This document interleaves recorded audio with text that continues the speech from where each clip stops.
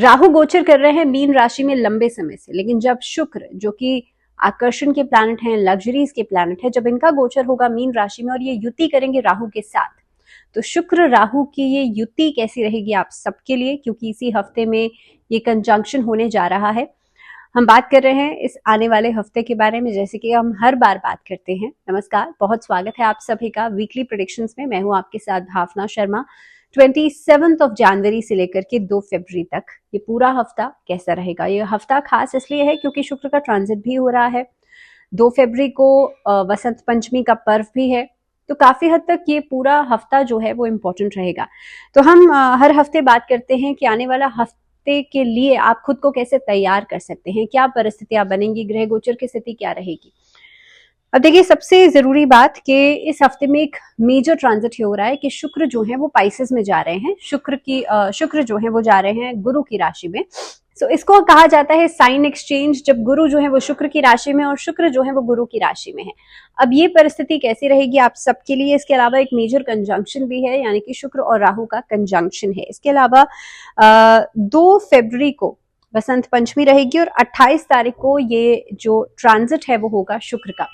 अब ये पूरा हफ्ता आप लोगों के लिए कैसा रहेगा, क्या परिस्थितियां लेकर के आएगा, शुरुआत करते हैं सबसे पहले एरीज यानी कि मेष राशि वाले लोगों के साथ। लंबे समय से राहु आपके 12वें भाव में गोचर कर रहे थे और अब वहां पर शुक्र भी आ गए हैं।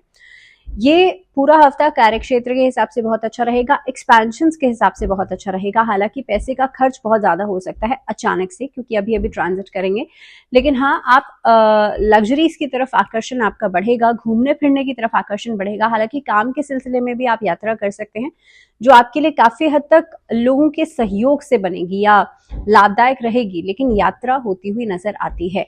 इसके अलावा अगर बाहर से ओवरसीज आपका कोई कॉन्ट्रैक्ट है, कोई काम आप कर रहे हैं, कोई डील्स आपको फाइनलाइज करनी है, ये हफ्ता उसके लिहाज से बहुत बढ़िया रहेगा। पार्टनर्स के साथ मेलजोल बढ़ाने के लिए या तालमेल बढ़ाने के लिए हफ्ता बहुत अच्छा रहेगा। मैं बिजनेस पार्टनर्स की बात कर रही हूँ। और अगर हम लव लाइफ की बात करें तो उसके हिसाब से दूरियां बढ़ सकती हैं, उसके हिसाब से थोड़ी सी कंप्लेन्स बढ़ सकती हैं, या फिर आपके पार्टनर को कहीं बाहर जाना पड़ सकता है कुछ काम के लिए, जिसकी वजह से, और खासतौर पे जो लॉन्ग डिस्टेंस रिलेशनशिप में लोग हैं उन लोगों के लिए इस हफ्ते में ट्रैवल बहुत ज्यादा रहेगा, जिसकी वजह से आपस में मिलना थोड़ा मुश्किल हो जाएगा। इसके अलावा अगर बात की जाए स्टूडेंट्स के लिए, तो देखिए, स्टूडेंट्स को डिस्ट्रैक्शन से बचना चाहिए। इस हफ्ते के अंदर आपका फोकस तो बनेगा, लेकिन आप कितनी देर तक उस पर कंसिस्टेंट रह पाते हैं ये बहुत इंपॉर्टेंट है। हालांकि पढ़ाई के लिए अलग अलग अपॉर्चुनिटीज आपको मिलेंगी, और खास तौर पर अगर बच्चे कला में दिलचस्पी रखते हैं और इस दिशा में आप कुछ करना चाहते हैं, तो ये हफ्ता उसके लिए बिल्कुल भी ठीक नहीं है। मैं ऐसा, और जो लोग ऑलरेडी बहुत अच्छे भी हैं इस फील्ड में, उन लोगों के लिए भी कोई खास उपलब्धि इस हफ्ते में नहीं मिलेगी। तो अगर आप बहुत अपनी एकेडमिक्स को छोड़ करके, पढ़ाई लिखाई को छोड़ करके इस तरफ कुछ इनपुट दे रहे हैं, तो ये हफ्ते में बहुत कुछ आपको मिलने वाला नहीं है। वहीं पर रिलेशनशिप्स के हिसाब से खासतौर पर वैवाहिक जीवन में परस्परता बढ़ेगी, एक दूसरे के साथ तालमेल बनेगा। अब क्या उपाय किया जा सकता है इस हफ्ते में? अष्टलक्ष्मी का पूजन आपको जरूर करना चाहिए। बात करते हैं टॉरेंस के लिए, तो देखिए, एकादश भाव में आपके लिए राहु शुक्र की युति होगी।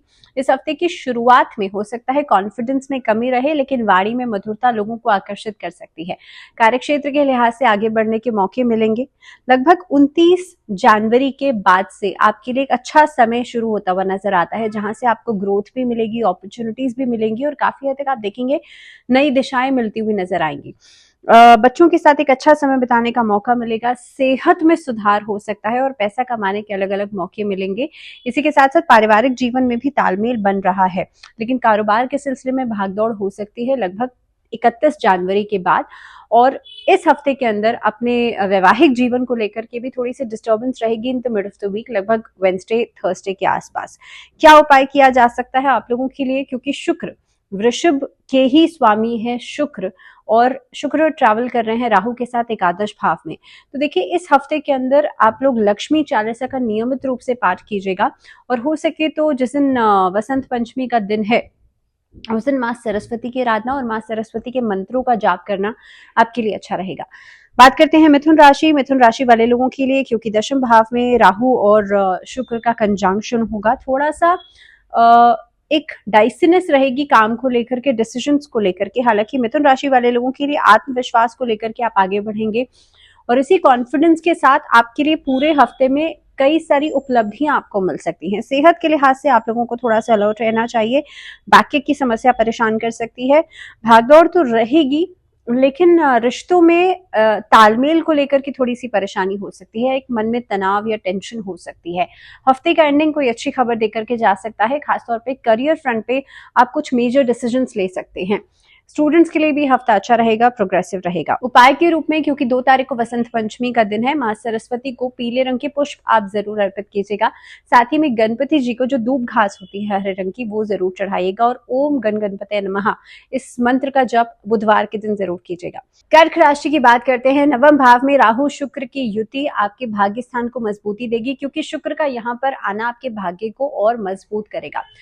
कई सारी अपॉर्चुनिटीज आपको कामकाज के सिलसिले में मिल सकती है। जो लोग ट्रैवल करना चाहते हैं, यात्रा करना चाहते हैं, उनके लिए अच्छा समय रहेगा, क्योंकि यहाँ से हम धर्म कर्म भी देखते हैं और शुक्र का यहाँ पर आना आपको धर्म कर्म से जोड़ सकता है। आप कोई धार्मिक यात्रा कर सकते हैं। महाकुंभ तो चल ही रहा है, उस तरफ यात्रा की जा सकती है। इस हफ्ते के अंदर कोई बड़ा फैसला लिया जा सकता है। पारिवारिक दृष्टिकोण से भी यह हफ्ता आपके लिए सहयोगात्मक रहेगा। वहीं पर कोई बड़े खर्चे आप लोग कर सकते हैं।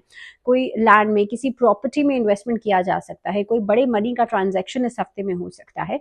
इसके अलावा कर्क राशि वाले लोगों के लिए थोड़ा सा मानसिक तनाव से बचेगा और दूसरों से बहुत ज्यादा इमोशनल एक्सपेक्टेशंस करने से बचेगा, उम्मीदें लगाने से बचेगा, क्योंकि ये अल्टीमेटली आपके लिए तनाव का कारण बन सकती है। बच्चों की सेहत का ध्यान देना आपके लिए जरूरी है। इस हफ्ते में खर्चों में कटौती करने के लिए शुरुआत से ही बजट पर काम जरूर कीजिएगा। कर्क राशि वाले लोगों के लिए नमः शिवाय भगवान शिव के पंचाक्षरी मंत्र का जप नियमित रूप से करना आपके लिए अच्छा रहेगा।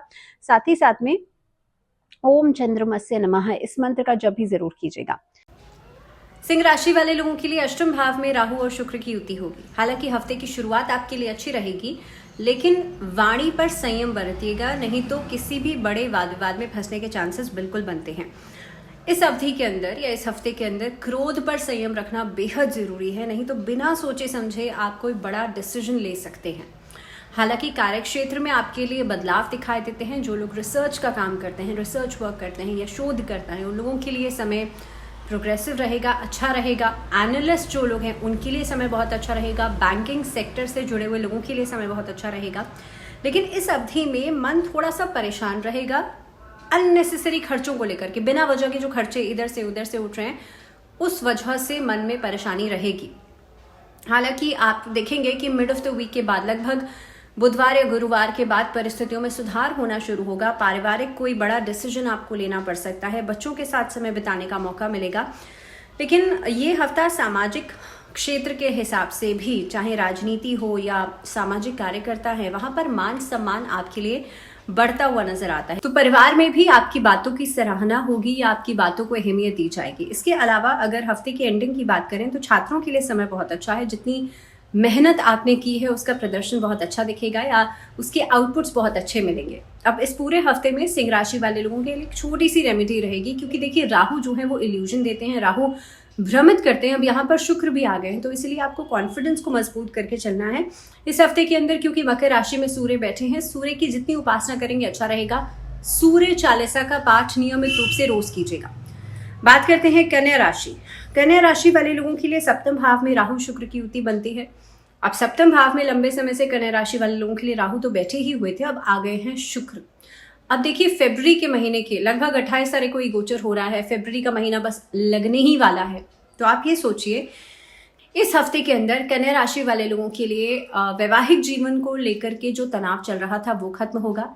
आपस में कंपैटिबिलिटी बनेगी, रोमांस फैक्टर बढ़ेगा। अगर आप किसी रिलेशनशिप में हैं तो शादी के लिए, किसी लॉन्ग टर्म रिलेशनशिप के लिए आप अपने पार्टनर को प्रपोज कर सकते हैं। इसके अलावा मानसिक तौर से भी आपकी परेशानियां खत्म होंगी।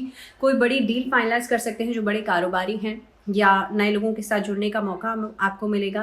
पारिवारिक स्तर पे भी आपकी जिम्मेदारियां तो बढ़ेंगी, लेकिन उसके बावजूद भी कोई मांगलिक कार्य संपन्न हो सकता है। कार्यक्षेत्र में नौकरी बदलने का या नई नौकरी ढूंढ रहे हैं जो लोग, उन लोगों के लिए कोई खुशखबरी मिल सकती है।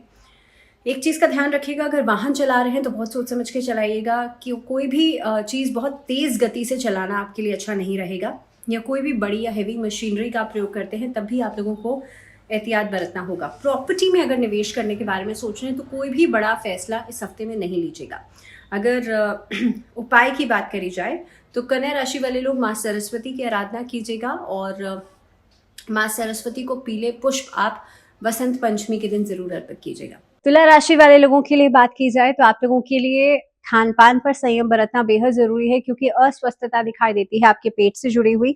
साथ ही में क्योंकि देखिए इस हफ्ते के अंदर सूर्य जो है चतुर्थ भाव में बैठे हैं और यहाँ से बैठ करके खास तौर पे आप लोगों के लिए नवम भाव से भी एक संबंध बना रहे हैं, तो आपका भाग्य मजबूत रहेगा। इस हफ्ते में कोई धार्मिक क्रियाकलाप में आपकी दिलचस्पी बढ़ेगी या यात्रा आप कर सकते हैं। साथ ही में यहाँ पर जो राहु और शुक्र का कंजंक्शन है उसका संबंध बनता है छठे भाव से, और छठा भाव जो होता है वो रोग ऋण शत्रु का भाव है। तो आपको सेहत के लिहाज से बहुत ज्यादा एहतियात बरतनी है, लेकिन लग्जरीज की तरफ भी आपका आकर्षण अचानक से बढ़ता हुआ नजर आएगा। इस हफ्ते में जो कॉम्पिटिटर्स हैं, खासतौर पे फीमेल कॉम्पिटिटर्स, उनसे थोड़ा सा दूरी बनाइएगा, क्योंकि ऐसी स्थिति के अंदर वो आपके काम को बिगाड़ने का प्रयास कर सकते हैं और आपको पता भी नहीं चलेगा।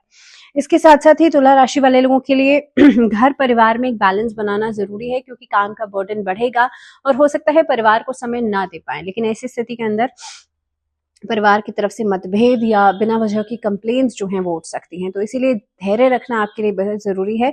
स्टूडेंट्स के लिए हफ्ता प्रोडक्टिव रहेगा, आपकी मेहनत जो है वो जारी रहेगी और काफी हद तक आउटपुट भी आपको अच्छे मिलेंगे।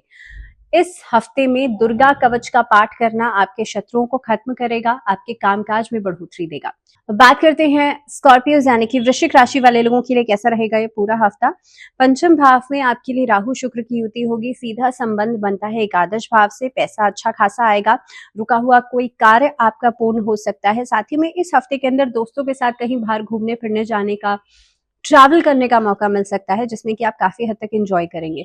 वीकेंड्स बहुत अच्छे हो सकते हैं, लेकिन वाणी पर संयम बरतना बेहद जरूरी है, नहीं तो पर्सनल रिलेशनशिप्स में वाद विवाद जरूर होंगे। आपके लिए अधिकारी वर्ग जो है वो आपके व्यवहार से इस हफ्ते में बेहद खुश रहेंगे और आपको कोई नया काम सौंप सकते हैं, कोई नई रिस्पॉन्सिबिलिटी सौंप सकते हैं, कोई नए पद की प्राप्ति आपको हो सकती है। तो कुल मिलाकर के स्कॉर्पियोज के लिए हफ्ता बहुत बढ़िया रहेगा।